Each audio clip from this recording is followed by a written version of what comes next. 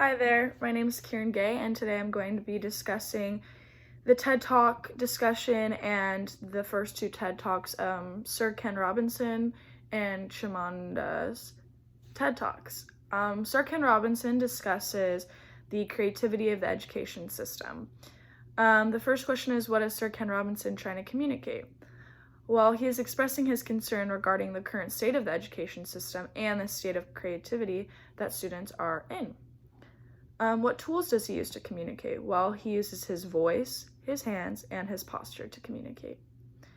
Why do you think that his speech is effective? Due to practice humor, his topic is motivating and understanding to people.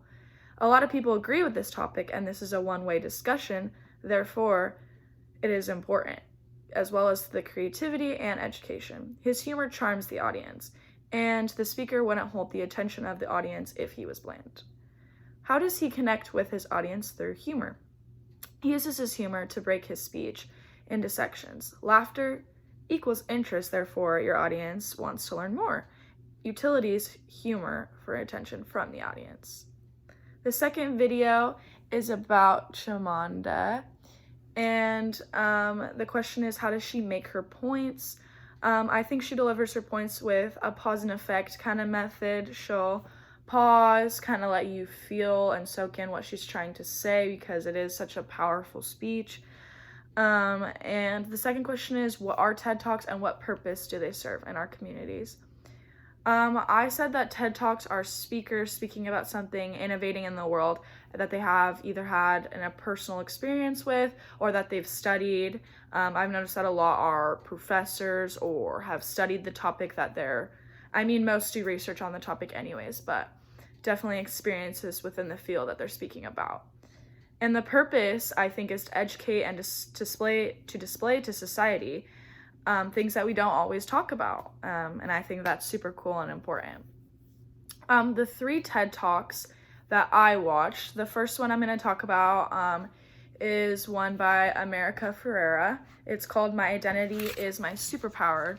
And she discusses change and changing in the movie industry. She talks about growing up, how she was this Latina, chubby, not the prettiest looking girl, and since she was little she wanted to become an actress and accomplish her goals, but she over and over again was rejected by multiple producers and executives. Her manager said that she would never get the roles, and it was really difficult for her to move up in the industry until one day she got the role in a really big movie and was the main character, and it got millions and millions of views and became a huge success. And that was kind of the stepping stone into changing the way the movie industry worked. This is one of the first shows that didn't have a white female starring in the show or a white male starring in the show. And so for her, it expressed her culture, and for her that was really inspiring and made her realize that she can do anything and that anybody that looks like her can do anything. A quote from her that I wrote down is, "Change will come when we question our fundamental values and beliefs." And I think that this is so true because I personally have gone through this and a change to where I question my fundamental beliefs and values. And I think that overall that society should do that and should change, especially in the movie industry. I think it is starting to develop. Currently I'm watching Never Have I Ever. The lead role is an Indian girl talking about her culture and society, which I feel like I've never seen before, and I think it's super interesting. So I agree on what America is talking about change in the movie industry and how we view society in the movies. I think it's not as realistic, and I think it should be changed. Another quote that I wrote down is, "See to it that our actions lead to our better intentions."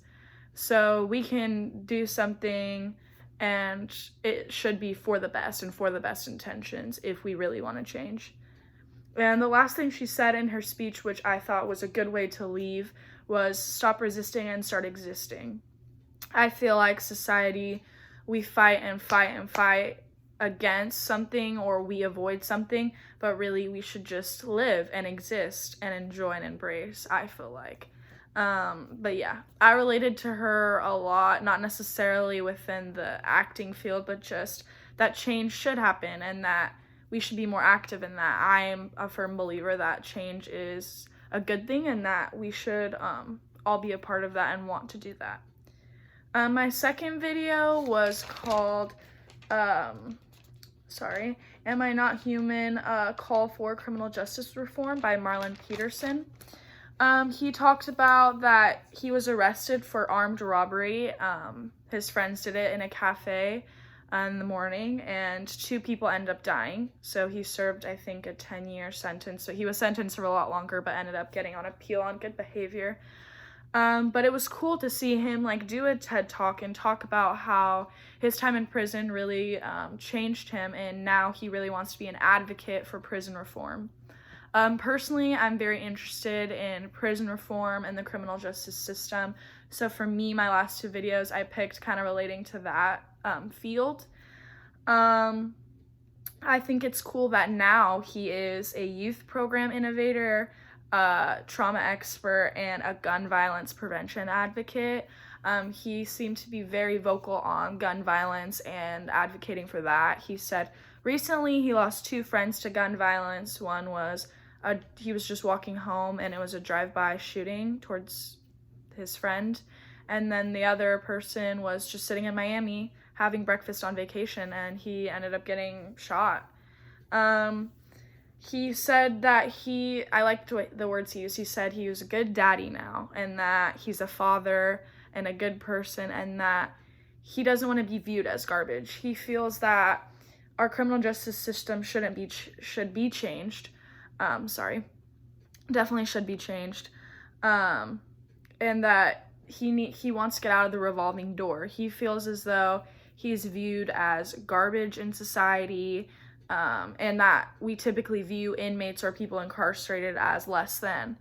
And the quote that I wrote down that he used is, "Criminal justice is human justice. Am I not human?"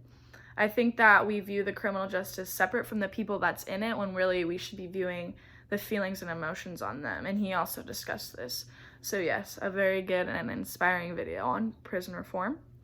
And last but not least, the last video that I watched was about the surprising connection between brain injuries and crime by Kim Gorgenis. And this girl is an expert and has studied brain injuries for a very long time, devoted her life to that. But she mostly studied youth athletes and their brain injuries as well as NFL players. But she decided to switch another way in recent months about studying the criminal justice system and the brain injuries within that. 50 to 80% of people in the criminal justice system have brain injuries, which I didn't realize till watching this video how high the statistics are on brain injuries in the criminal justice system. They're even higher in women. Almost all women in the criminal justice system have a brain injury. In fact, 50% have repeated brain injuries, and almost all of them have been exposed to gun violence, or any violence, physical violence or anything like that. Most of them have experienced that.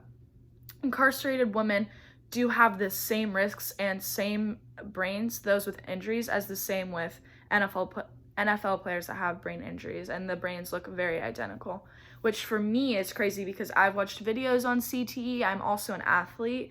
So for me, with criminal justice and combining athletes and their studies, I think that's the perfect combination to watch and learn about.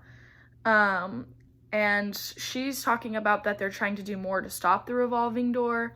Right now, she's living in Colorado and working with basically the whole county, or all the counties in Colorado, working on to change prison reform and to stop the revolving door, to stop basically for them to keep coming back in because they have brain injuries to where they forget things, they can't keep track of things, and it puts them back in the system once again. And people are more likely to be arrested than not arrested again once incarcerated. So for them to, the court is now ordering them planners, helpful counselors that remind them everyday stuff, just different things to help change the way things are going.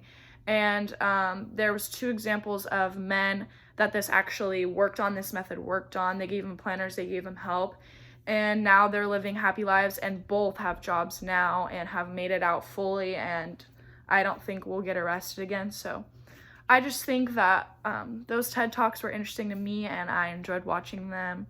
Thank you for watching my public speaking speech, and I hope you guys have a good day. Thank you.